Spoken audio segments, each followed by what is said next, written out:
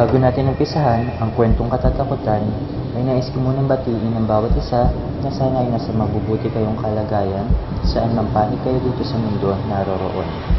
Nais ko na ipabatid na ang kwentong matutunghayan ay hanggang mula sa totoong buhay at karanasan. Now with no further ado, let's start and be scared.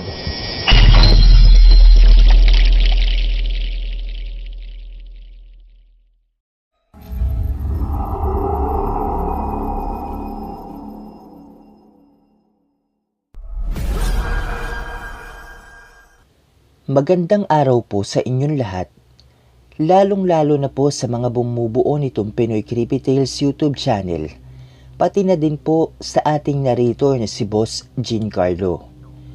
Nais ko rin po kayong pasalamatan sa walang sawang pakikinig ng mga kwentong katatakutan at kababalaghan dito sa ating PCT channel. Nais ko po sanang ibahagi sa inyo ang personal kong karanasan. Nangyari po ito taong 2004. At kung inyong mamarapatin, ay hindi ko na lamang babanggitin ang eksaktong lugar. Masasabi ko po na isa ito sa kakilakilabot na karanasan ko tungkol sa mga aswang. Tawagin nyo na lamang po ako sa pangalang Robin. Sinadya ko pong itago ang aking tunay na katauhan at ang pangalan ng lugar para na rin sa aking pagkakakinanlan at sa mga taong naninirahan sa lugar na pinangyarihan ng lahat. Kasalukuyan po akong nag-aaral sa kolehiyo sa kursong education. Alam naman natin na kapag kolehiyo ay hindi mawawala ang asaran at ang ligawan sa babaeng napupusuan. May 3 akong kaibigan sa department namin. Lahat ng bagay ay magkakasundo kami. May nakilala rin kaming isang babae na taga-probinsya. Itago na lamang po natin siya sa pangalang Ella. Mahinhin ito at disente rin kung magsalita at kumilos. Halos lahat ng lalaki ay may gusto sa kanya at isa na ako ron. Pero hindi ko lang ipinapahalata sa mga kaibigan ko dahil nahihiya akong malaman nila. Ngunit wala namang sikreto ang hindi nabubulgar. Nalaman ni Ella na may gusto ako sa kanya. Iyon kasing isang kaibigan ko ay sinabi kay Ella ang lihim kong pagtingin sa kanya. Hanggang sa naging malapit kami sa isa't isa at sa paglipas ng mga araw ay naging nobya ko na si Ella. Magkapareho rin kami ng kursong kinuha. Naisipan naming magbabarkada na magbakasyon sa isang lugar kung saan ay doon kami mag-e-enjoy. Naging malapit na rin si Ella sa mga barkada ko. Habang nag-uusap-usap kami kung saan kami pwedeng magbakasyon, ay biglang nagsalita ang isa kong kaibigan na doon daw kami magbakasyon sa lugar nila Ella. Nagulat naman si Ella sa sinabi ng barkada ko, kaya tinanong ko siya kung ayaw ba niya.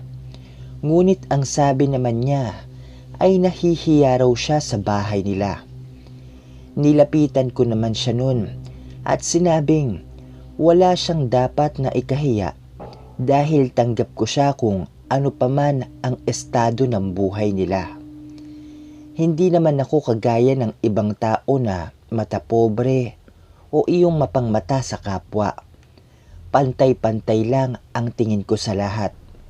Walang mayaman at wala ding mahirap.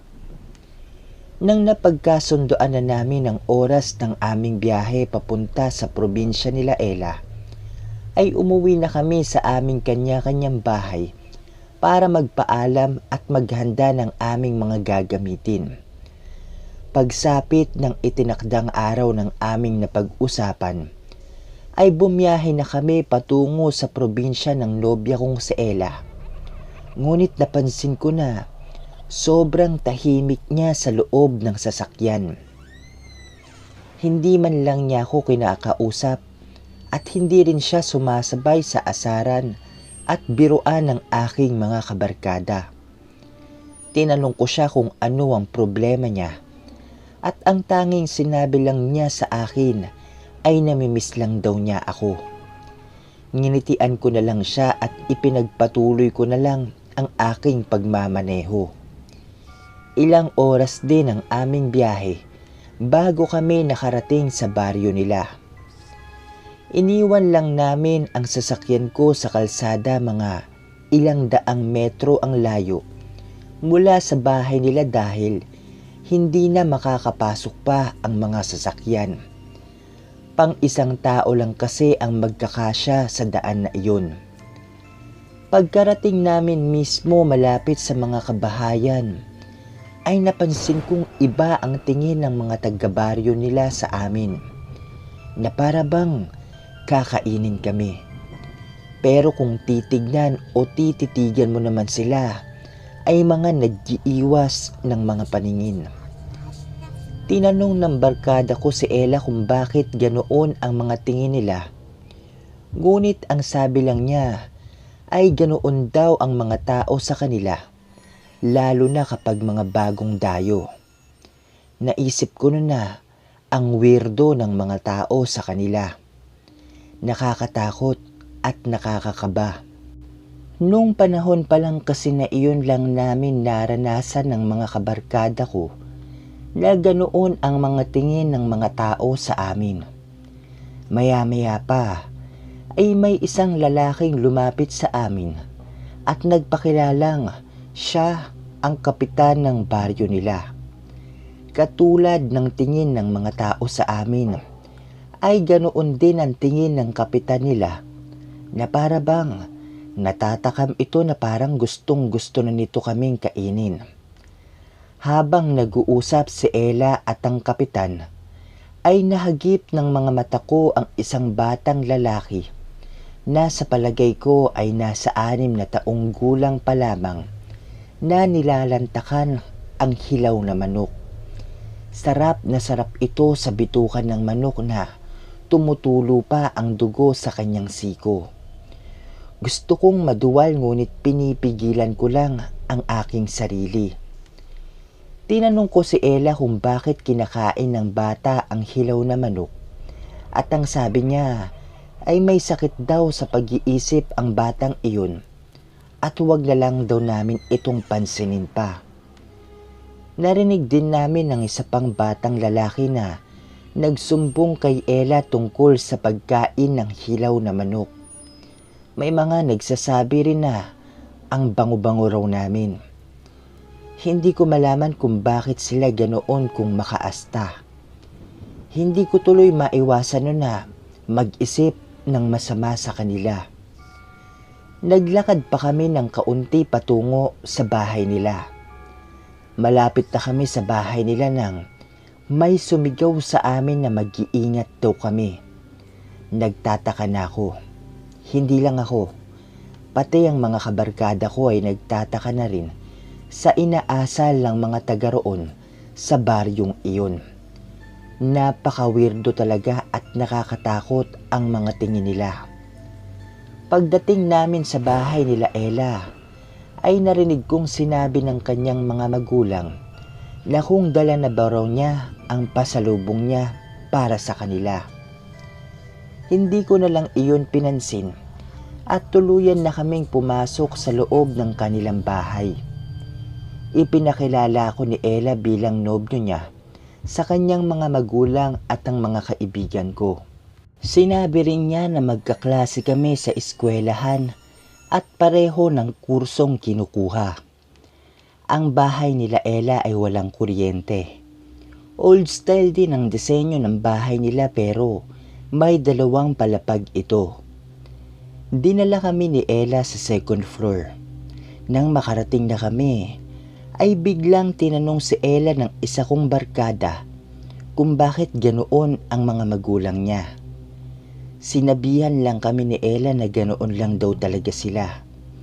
At ang ikinabigla ko ay sinabi niya sa amin na kaya raw ganoon ang tingin ng mga tao sa amin nung patungo pa lang kami sa bahay nila ay dahil sa gusto raw ng mga taga dun sa kanila ang mga bisitang malulusog. Ang dami kong tanong sa isipan ko na walang kasagutan. Sinamahan din kami ni Ella sa magiging kwarto namin. Ngunit nabigla na naman ako dahil sa sinabi niya na kaming dalawa lang sa isang kwarto at sa kabila naman ang mga barkada ko. Nagtataka na ako sa ikinikilos ni Ella dahil iba kasi ang pagkakakilala ko sa kanya. Hindi na siya yung Ella na nakilala kong mahinhin at disente kong kumilos. Nagpaalam saglit si Ella sa amin na bababa lamang siya. Nang kami na lang sa itaas ay biglang sinabi sa akin ng mga barkada ko ang napansin nilang kakaiba kay Ella noong mga sandaling iyon. Sinabi rin nila na may nakita raw silang isang taong nakakulong sa kulungan.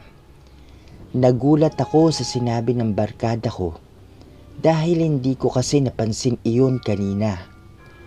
Napatigil lang kami sa aming pag-uusap nang biglang dumating si Ella at niyaya niya kaming maligo sa dagat. Sabi pa niya na malapit lang daw sila sa dagat. Hindi lang daw makikita mula rito dahil kailangan pa naming lagpasan ang kakahuyan bago namin marating ang dagat na sinasabi niya. Nagpalit muna kami ng panligo at lumabas na kami sa kanilang bahay. Binaybay na namin ang daan papalabas ng kakahuyan. Ilang minuto lang ay narating na namin ang dagat. Nabigla na lang ako nang hubarin ni Ella ang kanyang damit at tanging panloob na lang ang iniwan niya. Nakapagtataka dahil ni minsan ay hindi ko pa siya nakitang nakasuot ng ganoon. Naaalala ko kasi dati, nung inaya namin siya maligo sa pool, ay ayaw na ayaw niya na magsuot ng maikli. Pero nung mga panahon na yun, ay para bang nagkaroon ng ibang katauhan si Ella. Ibang-iba kasi siya sa Ella na inaakala at nakilala ko. Hindi naman ganoon kalambing si Ella nung nasa syudad pa kami. Pero simula nung nasa biyahe kami hanggang sa mga oras na nasa dagat kami ay napakalambing niya sa akin. Lumusong na kami noon sa dagat at iyong mga barkada ko ay nag-uunahan na sa paglangoy. Samantalang si Ella ay hanggang baywang lang niya ang tubig. Nagulat na lang ako nang bigla niyang idinikit ang kanyang katawan sa akin at marahas niya akong hinalikan. Pinigilan ko si Ella at sinabi ko sa kanya ang napapansin ko sa mga ikinikilos niya, ngunit sinabi niya sa akin na masaya lang daw siya at ako pa lang daw ang kauna-unahang nobyo na ipinakilala niya sa kanyang mga magulang. Malapit na nun maghapon kaya napagpasyahan na naming umuwi na. Pagdating namin malapit sa kanila, ay nakita naming abala ang lahat ng mga taga roon. Tinanong ng barkada ko kung anong meron at sinabi naman ni Ella sa amin na piyesta raw sa kanila kinabukasan. Nakalimutan lang daw niyang sabihin sa amin. Narating namin ang kanilang bahay na puno ng katanungan ng aking isipan. At alam kong kagaya ko, ganoon din ang mga barkada o kaibigan ko. Timing din na nakahain na sa lamesa ang mga pagkain at ang ulam. Ang ulam nila ay atay, dinuguan, prinitong bituka at iba pa. Excited pang umupo ang isa kong barkada sa hapagkainan dahil gutom na raw siya dahil sa kakalangoy sa dagat. Lalo na't nakita namin na mukhang masarap ang mga nakahain sa lamesa. Magkatabi kaming umupo ni Ella at nakita kong sarap na sarap siya sa pagkain. Halos mabulunan na nga siya na para bang takam na takam. Una niyang nilantakan ang atay at isinunod ang bituka. Sobrang nakapagtataka at napaka-weirdo na ng ikinikilos niya. Bigla siyang lumingon sa akin at sinabing, bakit hindi pa raw ako kumakain? Kumuha ko ng atay at kinain iyon, ngunit nanlumo ako dahil walang lasa, walang asin, o kahit na anumang pampalasa ang inilagay nila. Kaya pala nang tingnan ko ang mga barkada ko, ay bigla silang tumigil sa pagkain dahil kagaya ko ay hindi rin nila nagustuhan ang mga pagkain o yung lasa sa kanilang harapan. Tinanong ko si Ella kung bakit ang tabang at hindi nila nilagyan ng asin yung mga pagkain, ngunit hindi naman siya umimik. Ang kanyang mga magulang na ang nagsabi sa amin na mula raw pagkabata ni Ella ay hindi na raw sila gumagamit ng asin simula nung magkasakit ito. Nalaman daw nila na hindi tatanggapin ng katawan ni Ella ang pagkain na may anumang asin. Nang marinig ko ang sinabi ng kanyang mga magulang, ay naalala ko na naman iyong panahon na kumakain si Ella ng dinuguan. At nang tikman ko ito, ay napaduwal ako dahil walang lasa at kakaiba rin ang amoy nito. Nung mga oras na yun, ay nagkatinginan kaming magbabarkada at alam kong katulad ko ay gusto na rin nilang tumayo sa lamesa at huwag na lang kainin, ngunit nahihiya naman kaming magsitayuan. Ayaw naman namin maging bastos, kaya kahit walang lasa ay nagtiis na lang kaming kainin ng pagkain. Sa tanang buhay ko ay noon ko palang naranasang kainin ang nakakasukang pagkain na iyon. Nang matapos na kami sa pagkain, ay pumasok na kami sa kwarto. Nag-uusap lang kami tungkol sa napapansin namin sa lugar nila Ella. Hindi kasi maganda ang kutob ko na para bang may masamang mangyayari o kakaibang mangyayari. Nang tingnan ko sa phone ko, ang oras ay 8:00 na ng gabi. Naisipan namin na lumabas ng bahay para maghanap ng tindahan. Gusto ko kasing kumain ng maalat. Nandidiri pa ako sa kinain namin nun. At para bang nasa dila ko pa ang atay na kinain at nalasahan ko. Wala man lang silang soft drinks o inumin. Tubig lang, kaya kailangan talaga naming makabili ng junk foods at soft drinks para maging mapalagay na ang mga panlasa namin. Nagtanong kami kay Ella kung may tindahan ba rito at ang sabi niya ay mayroon daw. Doon sa bahay ng kapitan nila, may tindahan daw roon. Gusto pa sana kaming samahan ni Ella, ngunit sinabi na lang namin sa kanya na magpahinga na lang siya at kami na ang aalis. Total ay 4 naman kami. Pagkarating namin sa tindahan ay sarado na ito. Ilang minuto ang lumipas ay bigla akong kinalabit ng barkada ko at tinanong kung wala ba raw kaming naaamoy na balansa at nakakasulasok na amoy. Tama nga ang sinabi ng barkada ko. May balansang amoy nga. At sa tingin namin ay nanggagaling ang amoy na iyon sa loob ng tindahan ng kapitan. Maya-maya pa ay bigla naman akong kinalabit ng barkada ko at itinuro ang taong nakita nila kanina na nakakulong sa isang kulungan. Gusto nyo bang malaman kung ano yung naaamoy ng barkada ko? At kung ano ang mangyayari sa amin sa lugar nila Ella?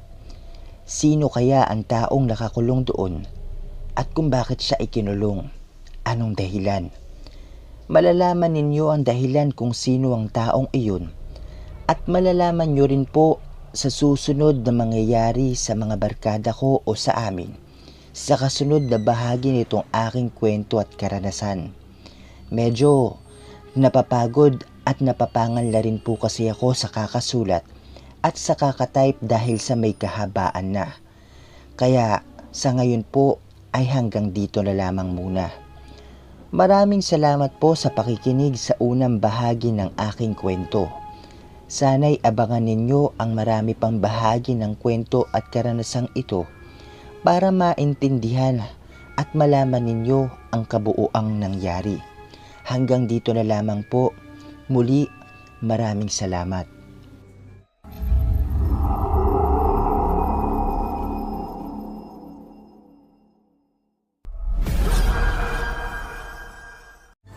Maraming salamat sa mga nakikinig at makikinig pa lamang. Nakalagay sa description box ang email kung saan pwede kayong magpadala ng mga nakakatakot na karanasan at kababalaghan. Huwag po natin kalimutan mag-subscribe, i-share at i-like ang video.